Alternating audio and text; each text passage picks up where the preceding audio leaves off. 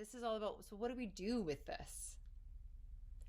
Now that we understand that there is a story, which is a narrative that's connected to the core, like the sun, of which we are the rays of the sun. And there's a great story, and then we as a carrier of that story also have a narrative.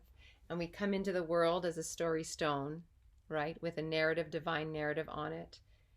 It is our poison, it is our medicine, it is what we give the world, it is also our deepest yearning for our own freedom and wellness. And what does any of this have to do with communication? Well, I invite you to consider that communication is a spiritual practice. I invite you to consider that when you speak from your core, on your core, to the core of somebody else, that's a spiritual practice. That is deep listening. That's deep listening as you are speaking.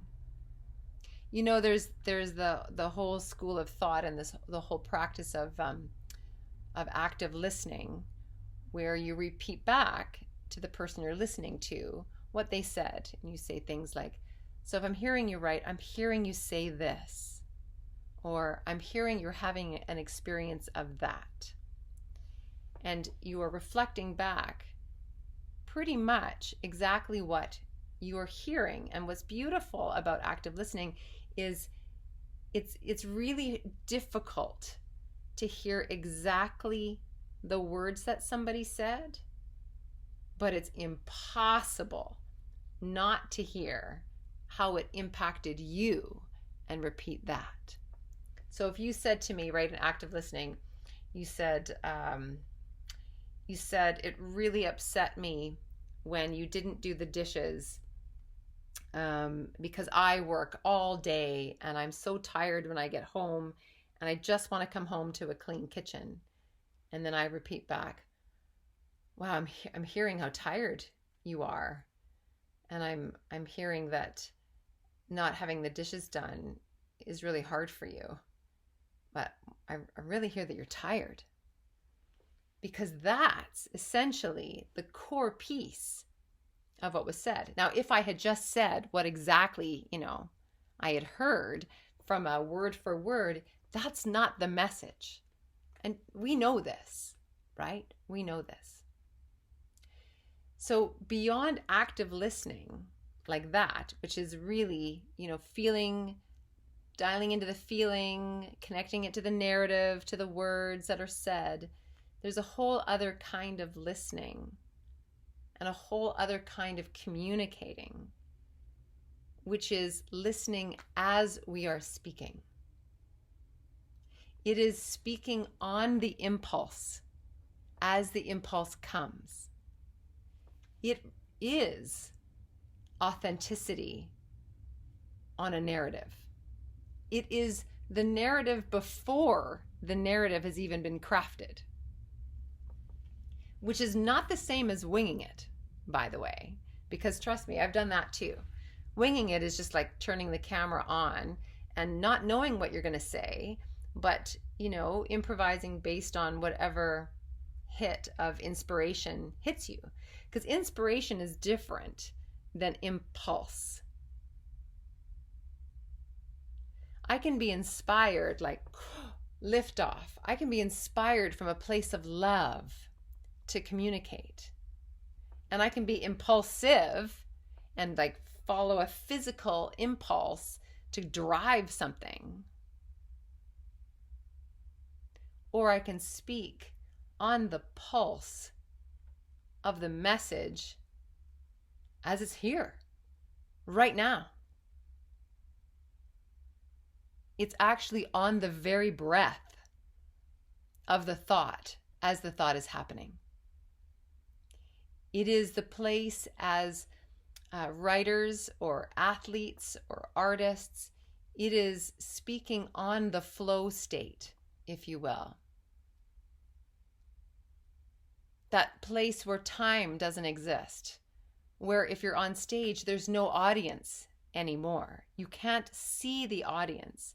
You are with them. It's the place as an actor where there is no character anymore. You are the character. It's the place as an athlete where there's no tennis racket anymore. You are the tennis racket. Now, there's all kinds of schools of thought on how to set that up, and they're all right. All of them are right, right? There's Malcolm Gladwell's and the 10,000 hours, right? There's the place where the body just knows what to do so that you can surrender and be in it. Communication as a spiritual practice is exactly the same thing. And when I say practice, it's because it is a practice. It's not something that you turn on and turn off. It is about speaking directly on the heartbeat of a thought to the heartbeat of the thought you want to hold it.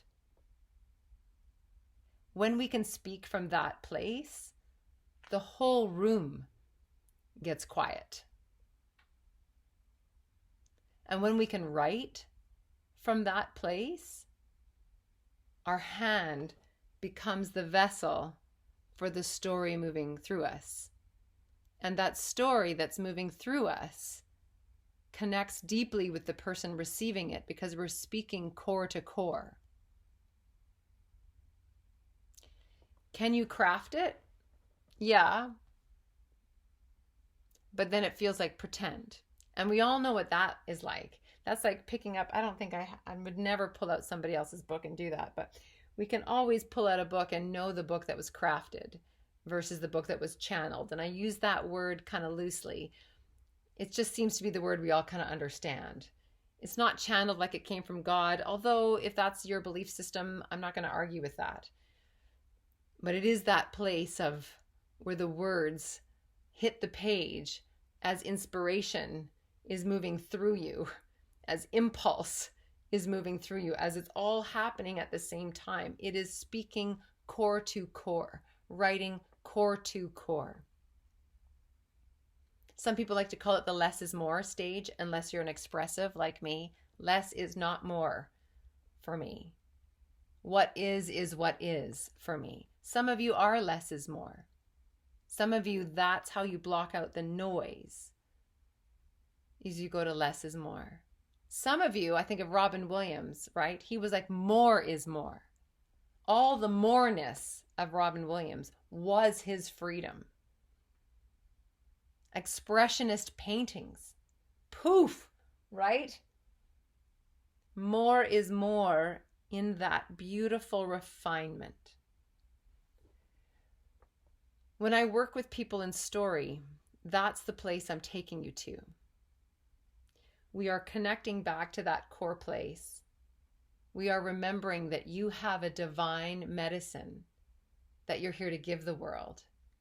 And in giving that medicine to the world in the way that you give it, in a way that is nourishing for you, you are also feeding yourself your own medicine. So imagine as a communication, as a communicator, if you knew what your medicine is, how you access the core of you, and then speak from there or write from there. How free might you be? How on purpose might you be? How within your calling are you? And that's Core Story with TinaO.